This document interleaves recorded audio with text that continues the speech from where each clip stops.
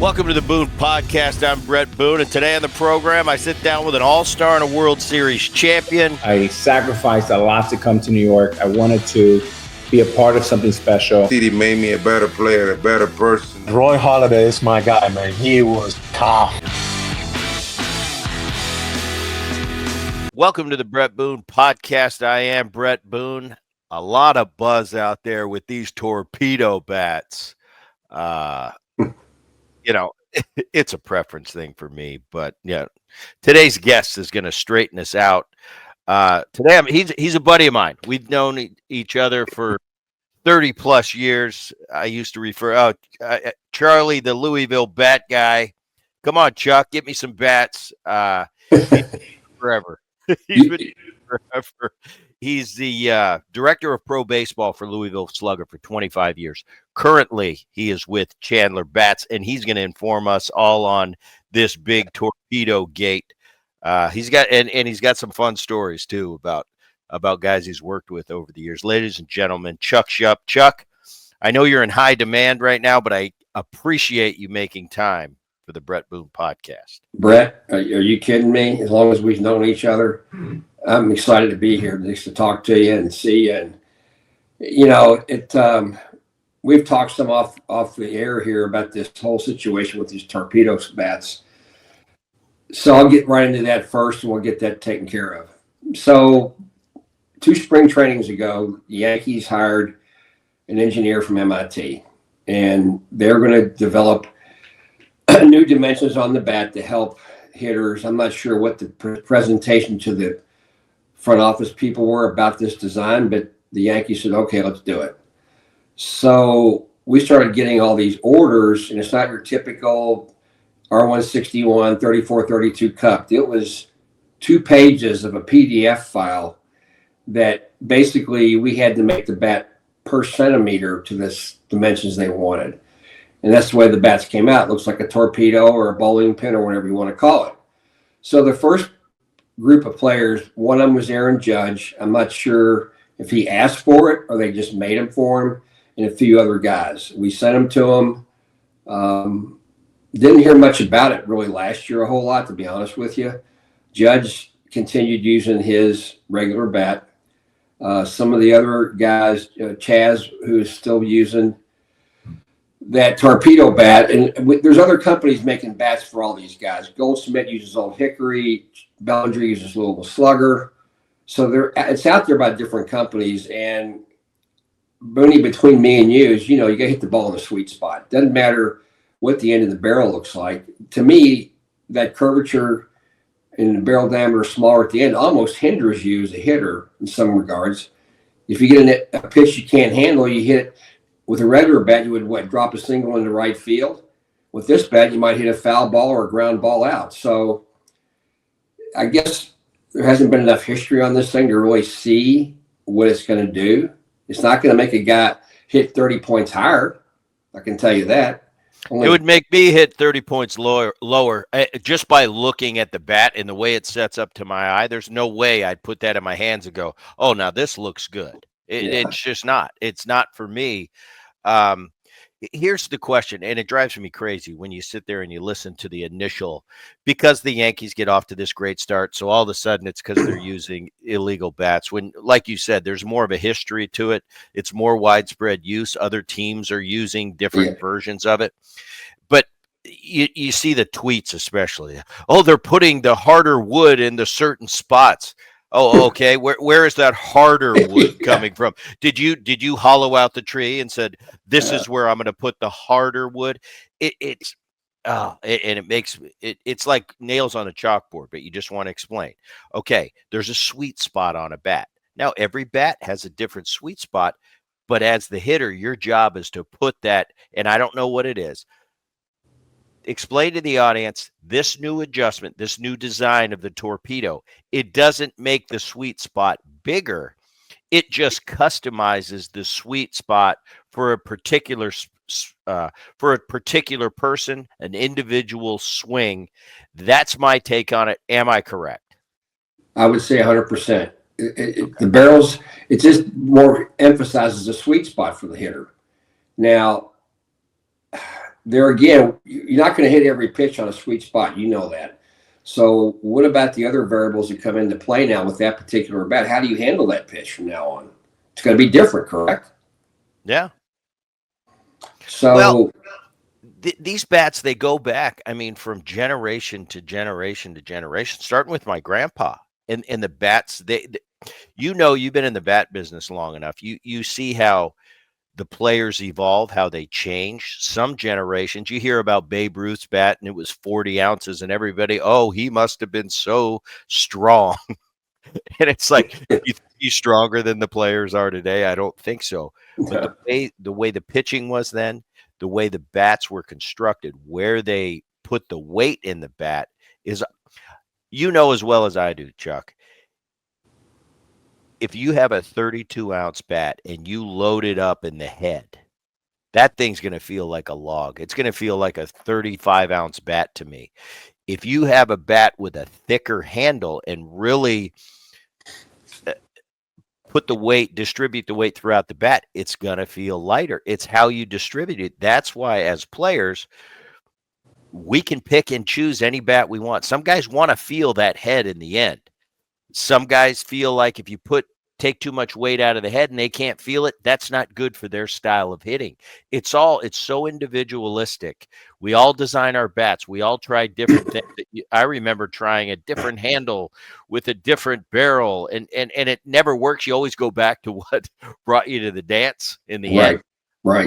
But I just want to, I saw this. I knew they were making more of it than it really was, and I just wanted to get your take on this. Is well within the rules. It's well within all the Major League Baseball rules. Sure. It's just something because the Yankees got off to a hot start and there's a couple guys using it. It became a huge story.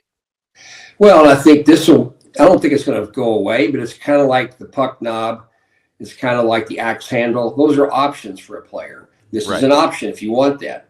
It's just more complicated to order it because they have to have a in-house person to send us the schematics of what they want based on their database for him. So you're right.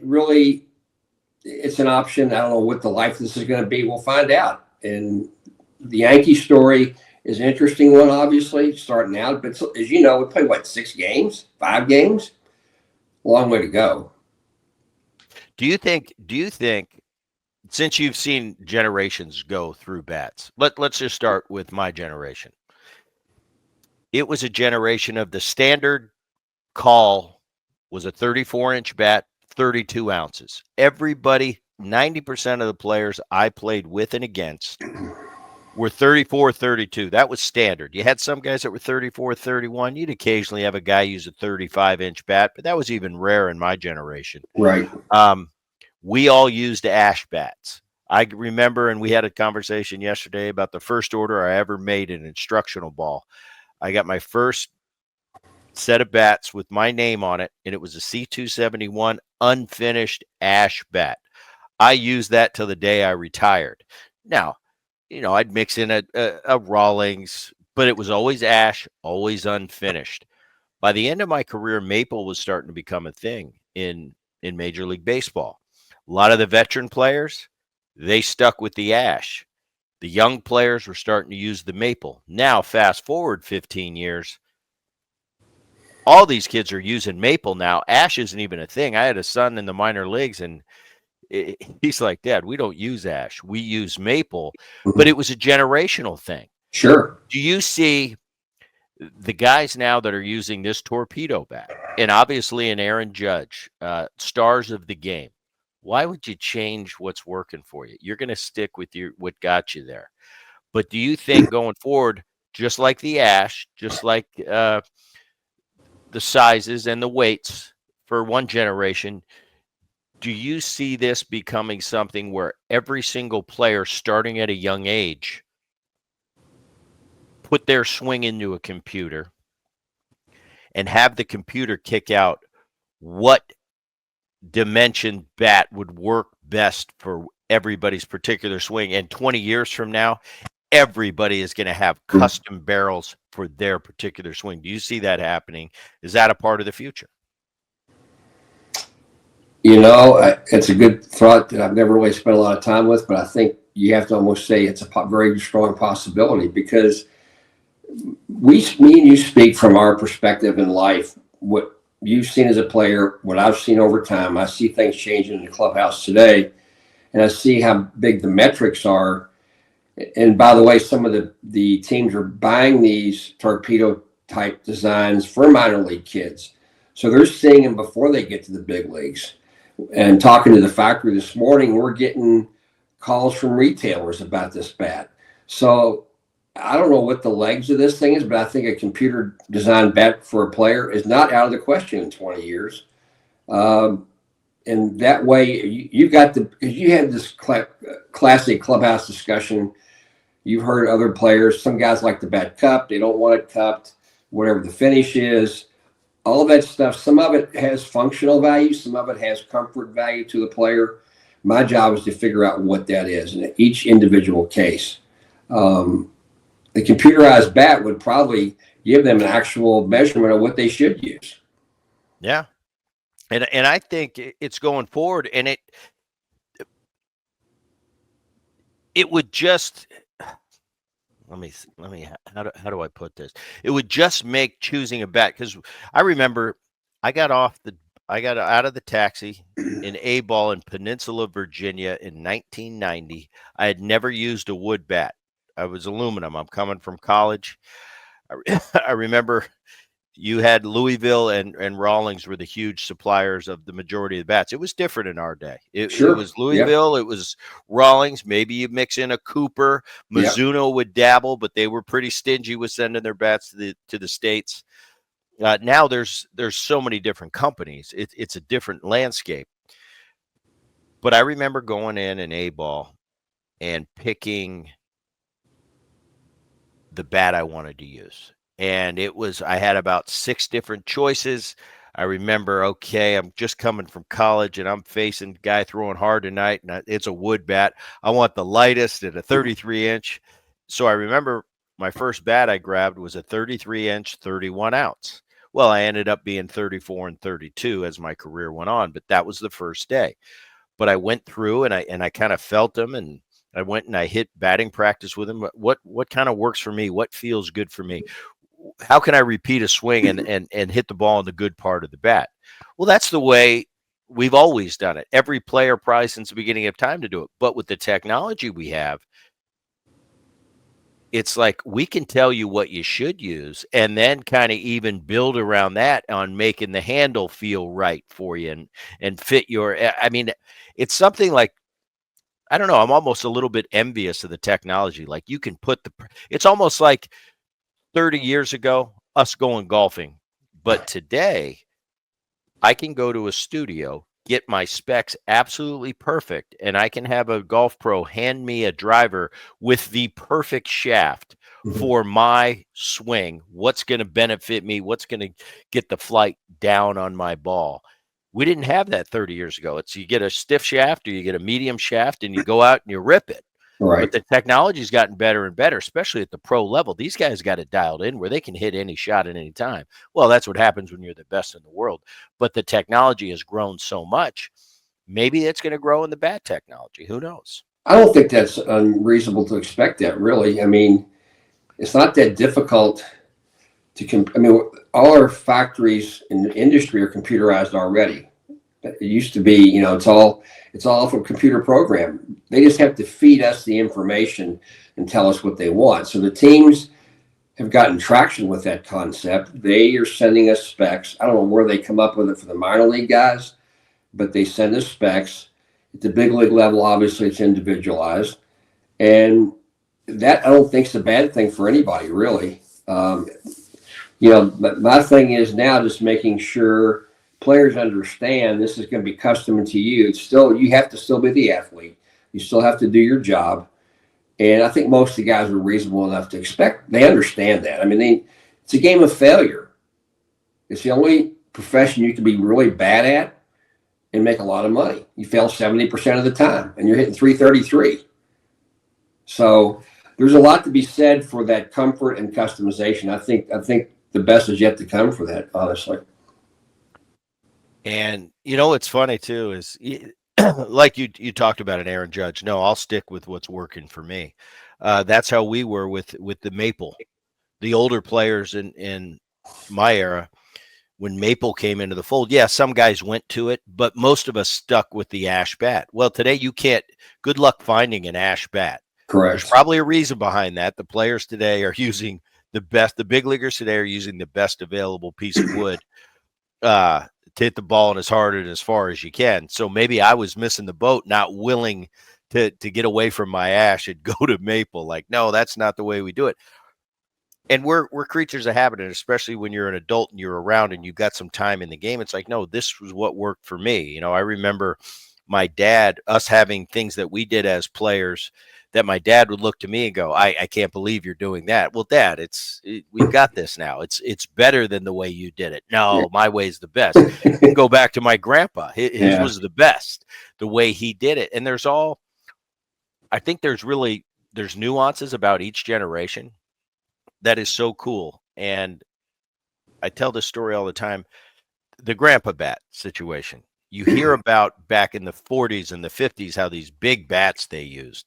Well, it was distributed. That was the style back then. The thick handles, distribute the weight equally, and everybody was swinging a really heavy bat, but it didn't feel heavy.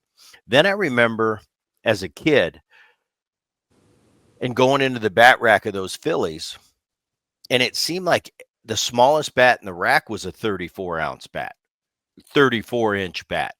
People were using 35, 36, 35 ounces, a lot of skinny handles. I remember a Mike Schmidt, skinny handle, big head. I remember Reggie Jackson, skinny handle, big head, really top heavy. Not to my liking. I didn't like it at all. Then you go to my generation, it was kind of the C271s, and there were some I-13s. There's the R-161s, but it was pretty much 34, 32 was the standard order. Nowadays, I see these kids today, a lot of them are using 33.5-inch bats, 33-inch bats. In my day, Chuck, nobody ordered a 33-inch bat, or maybe a Tony Gwynn. I think Jeff Bagwell had 33.5. Yep. But for the most part, nobody used under 34. You're correct. You're very correct. Am I right on that? And it changes with times. When you said that the 33 and 33.5, the two guys I thought about were Baggy and Tony Gwynn. Yeah. And nobody else had one. And Bagwell got 33, but you alluded to it earlier. The bat was balanced. It didn't feel 33 ounces. Right. It felt great. Tony was an aberration to baseball when he played. People made fun of him because he took video equipment on the road with him and had him in his hotel room. He was ahead of everybody. And, he was such a, defined hitter. Baggy's going to do more home runs. Tony Gwynn probably, if he hit a home run, it was a mistake or he wasn't planning on doing it, So, but the length you thing, that the 33.5 now probably outplays the 34 as far as orders. Who's the what is the smallest bat you'll make today, and what's the biggest bat out there that you make for an individual player? Just to give the audience a range. 33 is what the shortest that's ever ordered currently with the pro guys. 35, we have Judd uses the 35. Shohei Ohtani uses the 35. Ohtani will dabble with the 35.5 some just to try some things different. But 35 is pretty much the max. And you don't see many guys doing that because both those guys are big boys too, so they can handle it. But probably 34 and 33.5 or the norm. And every once in a while you get a 33. Do you remember, what was your first year in the game doing this? 1984. So 84. Do you remember what the standard big league order was in 94 or in 84? I think along the lines of what you were saying, 34, 32 is like the benchmark. Maybe a little heavier. And I think we talked yesterday on the phone. This is before there was all these electronic scales. So if a guy ordered a 32.5, it might be 32.5. The bat still felt good. The guy liked it. He just didn't know what it weighed exactly.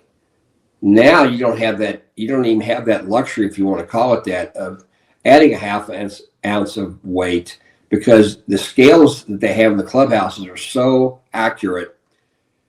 Guys want tolerances of like 0.1, which is almost impossible to do in a wood bat. I mean, 0.1 is, that could change overnight, 0.1. So, but probably 34, 33, 34, 32 and a half is probably the norm. We were talking yesterday, and I told you those weighing the bat ran me out of the game of baseball. When I got to Seattle, I was never a crazy. I'd order my 34, 32, and I'd get them. And sometimes, I don't know, like you said, before I started weighing bats, I didn't know where they were. I'd just take them out of the box. If they felt good, they felt good. I had what they called bat tryouts. So every day I would take 3 bats from Louisville Slugger. I would go to BP on the field, and I would try them out. And sometimes they passed the test and sometimes they didn't. But I could tell, okay, this one's a gamer. Throw that on the side. That goes into the game. This one is not a gamer. I'm going to probably sign this and give this away. I'm not going to use it for batting practices. I'm always using new bats in batting practice to find out which ones I really like. And for the people watching and listening to the Bret Boone podcast, it's funny because me and Chuck's, I call him Charlie. Me and Chuck's relationship is pretty unique. I was, especially the second half of my career, a pain in his ass. I would call him, who is the highest maintenance big league bat guy you've ever dealt with? Was I in the mix? Oh yeah, you're in the top 5 easily. So give me a Bret Boone story that I'll probably remember, that the audience will like. What was the typical year? What was the typical year for me in my Seattle days in the early 2000s when it came to bat orders? So, before I go to spring training, I always send out an itinerary to all the equipment managers, telling them what day I'm going to be there, and, so I can set up an appointment. And I think, I would always remember, you always wanted to know, when's Schupp going to get here? When's Schupp going to get here? And one day in Peoria, I remember walking in the clubhouse and the young guys going, "Thank God you're here. We got so tired of hearing Boone asking about you and when you're going to get here." I mean, and you were really pimping the young guys as much as anything else. You were just having fun with those guys, because when I would show up, me and you would put on a show for these kids. They didn't know you that well. They didn't, and you would start, "Charlie, these things are horrible, blah, blah, blah, blah, blah." These kids' eyeballs, you go like, "Oh my God, these two are going to get into it." And I'd just start laughing at you. It's like, "It's good to see you again, dude." And, we would hug and talk about whatever. But probably the most memorable was probably 22 years ago. You would call me when you get an order of bats sometime, and you get really excited. "Charlie, I just got these bats. They're awesome. I'm going to take BP. I'll call you back." Okay. So a half hour later, you would call and go, "Hit them in the cage. There are going to be some gamers in this." And this is when I was dating my now current wife. We're on a date on a Friday night. And she goes, "Who is that keeps calling you?" I go, "It's one of my customers. If that guy calls you back again, give me the phone." Okay. So sure enough, about 30 minutes later, you call and she goes, "Give me the phone." She answers the phone and she goes, "Is this Bret?" "Yes." "This is Amy. And I'm telling you right now, your friend here is going to get lucky tonight, but not if you keep calling him." And you hung up so fast. Well, I wanted you to get some. Hey, it's still, that might be one of my best ever career stories. I mean, but I enjoyed that relationship. It was a friendly relationship. It was a business relationship. And that's the kind of things that in my career that I always cherish. Every player's got a story. Everybody's got a different history. And, those are the things that keep me doing what I'm doing now. Of course, being where I am now, my relationships aren't the same as they were with you, because we basically grew up together.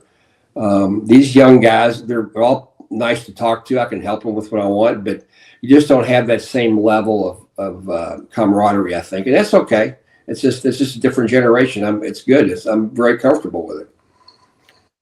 Are there still the high maintenance guys? Because I remember, especially in the end, we had a great relationship, but I was tough because I started weighing him, and I just wanted him. I just became a perfection. I think it became something mental more than it was physical. Because for years, I'd order the 34, 32 if it felt good. But when I started weighing him, you're right. I would get into that. It was 31.87. Well, that was fine. But if it became a 31.67, that was too light. I didn't just let my mind and the feel dictate as much. Like I read that scale and go, wait a minute. So I had a thing in my mind already saying that's too light.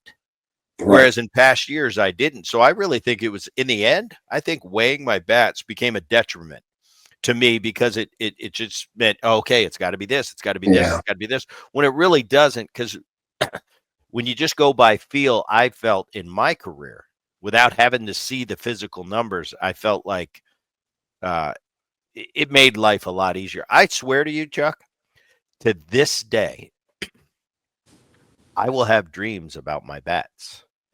And I don't have the order, and it was supposed to be here, and I only ordered 6. I didn't need 12, but I needed them by Thursday, because I've only got 1 left, and I cracked it last night. Now I'm going to have to use a non-gamer that I have in the scrap heap, and then I wake up. And it's like the bats are still haunting me 20 years later. Well, it just reminded me, you were classic too. I'd wake up in the morning. When I go to bed at night, I have to turn my phone on vibrate and put it as far away from me as possible, because I know there's going to be somebody calling from the West Coast or whatever, and at 2:00 in the morning, I don't want to talk to them. And you did that to me a couple of times. It was hilarious after the game. Sometimes you were happy, sometimes you were sad. I wish I would have saved those recordings because they were awesome stuff. I'm going, there's Boone. What's this going to be? First thing I would do is look at the box score from the night before, and then I would listen to it. So I would know it's going to be happy or sad, Oh man. So you're saying the when you started in '84 to current, the relationship with the player. So the players today are probably easier to work with. Do you feel like the technology's gotten better, and with this maple wood, is it more consistent than we had? I'll give you an example. People always ask me, when I was in the minor leagues, things were different. It seemed like I'd get a dozen bats, and they were all great. Once in a while there wasn't one. As I got a little more particular and a little more okay, I'd parse out the good ones and the bad ones. It seemed like every dozen bat, I'd probably get, probably half of them were ones that I'd take into a game. Whereas when you're in the minor leagues, you don't know any different. It's like the lights in the minor leagues. Sure. You go to the big leagues for 3 or 4 years, then you go back to an A-ball field. You think, how did I ever hit here? Well, when you're young and hungry, you didn't worry about the backdrop or where the sun set. You just were out there hitting, trying to get to AA, trying to get the hell out of there. Once you get to the big leagues and you play in these pristine fields in perfect conditions, going back is humbling. And often a lot of your big leaguers go, how did we ever play at this level? How did I ever see the ball out of that high sky? But it's things you do. It's like the bats. It's like, give me a bat and let me go hit. And when you get a little more particular and you get a little more spoiled, it's like, I can't possibly use that bat. It's not a 10 out of 10. So I go back to that. Did you find that in today's game, has the technology come a long way? Making bats, has it become a better, has it been easier to do? And have you gotten better at it over the years? So there's less, hey, maybe guys now you get a dozen bats, maybe 10 of them are gamers. Do you see that difference? Yes, I do on a couple fronts. Probably the use of maple has made my life easier because, you remember ash. Sometimes if the stuff was dried too much or whatever, it would flake. It would split. Maple doesn't do that at all. So that problem is gone. Now, with computerized lathes, when you were playing, guys were still hand turning stuff in factories. And it sounds good to have your bats hand turn, but the consistency factor is not there with the human being making them with tools, where the computer makes what you program it to make. So the bats are more exact. The wood's harder. And, the weighing scales in the factory are really followed to very tight parameters. So the making of the product actually has gotten tighter and better. And you really have less complaints about the bat. And most of my complaints in my career was about ash being soft or splitting. That problem is gone because you can't even order an ash bat from anybody at this point. There's no ash out there that any companies make anymore. Early in the maple generation, it seemed like, and guys that went to the maple or the younger players that were using the maple I'd see them square up a ball. That thing would just shatter in half, and they'd hit it on the barrel. Right. I don't see that happening as much these days. Am I wrong because I'm not just down on the field watching it on a daily basis? Or have they gotten even tighter with the maple as far as them cracking and breaking? Because I know the price of bats have gone up 3, 4, 5 fold since we were back using the ash. But maple has gotten very, very good as far. There's a set of parameters we have to all conform to now. On the current bats, there's always an ink dot on the handle. I don't know if you've ever noticed that. So that ink dot is something that has to be on there. It measures the wood grain, and there's a lot of steps of safety we have to go through, because when maple first came out, there was a lot of shattering. That has dropped dramatically over the years because of safety protocols that Major League Baseball instituted that we all have to follow. So it's gotten a lot better that way. You don't have what they call catastrophic failures much anymore, which is when the barrel just fly off into the field. I mean, you're going to still get inside pitches that are going to cause breakage, but not to the degree that you used to experience with maple. And then the very first years of maple were dangerous. I mean, bats were flying all over the place, and it was a concern for everybody. But that's been pretty much eliminated from the process now. It's much safer. Another thing that's interesting to me, and I mentioned this earlier, it was when I was starting to play, it was Louisville Slugger, was Rawlings, and Cooper was in the mix. And then I mentioned Mizuno, but they were real stingy about sending their bats from Japan over here. There are so many different companies now. How has that changed what you do? I think currently there's like 28 companies that are licensed to sell to the teams, which I still don't understand. Because when you do a review of what's being used, and we do it every year, it's really 5 companies that sell to the major league player. You got Chandler, Louisville Slugger, Victus, Marucci, and Old Hickory. You take those brands right there, you got 97, 98, 99% of the players.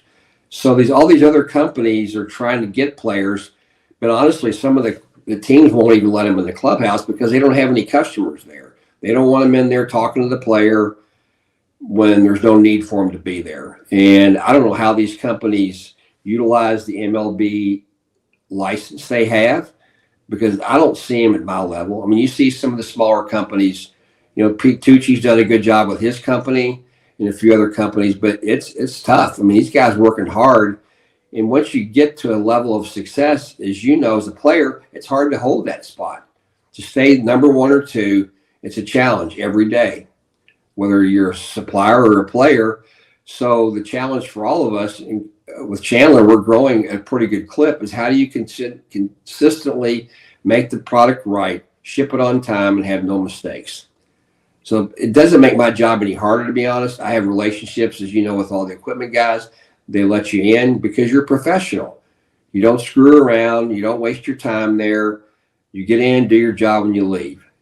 One of the things I've told younger guys when I would take them with me, 2 things to remember. You're not in here to get autographs. You're not a fan. You're not in here to make friendships. This is a customer of yours. This is their office. Respect it. It's a privilege to be here.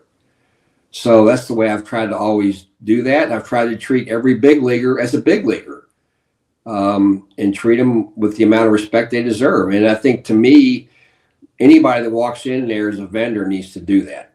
And I think that for the most part, everybody does follow those rules. Are the Is the compensation the same? Okay. I'll give the audience a little doodle. When I came up, I signed with Louisville Slugger. All that enabled me to do was now Louisville Slugger could could give my signed signature on my bats versus the printed version. Right. But there was I made no money from Louisville Sluggers. The ball club that whoever I was playing for, they were the ones that bought the bats from Louisville Slugger. How was the business side, and if all, how has it changed with the player and the company now? And do players get compensated where when we played we didn't? They do. I mean, even Slugger, I'm not there anymore, but I know they're paying probably 20 players, and those 20 guys are usually, when you go to their website or whatever, you'll see their bat being sold. Same thing with Marucci and Victus. There's a lot of companies pay royalties now on the retail version of their bat being sold. But there again, when we started it and you signed your deal, there weren't internet sales. There weren't, you had to walk into a store and buy something. Where now you can sit at your home and buy all the equipment you need. So that whole demographic has changed a lot as far as compensation. Now, there's still most of the guys aren't getting any compensation. They get service, and that's basically all they're asking for anyway, is to make sure you send them what they've asked for and they're comfortable with it. But it's a select group, but there are some guys making some money off it now, which as they should be. All right, last question. I'll let you go. I'm sure you're gonna have a packed calendar with all this news out. But what is your Chuck Schupp, the most knowledgeable bat guy I know behind the scenes, the process, how they're made, how they're delivered, being in the big leagues as long as you have? What is your message to the average fan out there right now that's saying, "Oh, everybody, they're cheating, they're using these bowling pin bat"? What is the message that you want to see that gives them a realistic view on this new wave of what they're calling torpedo bats?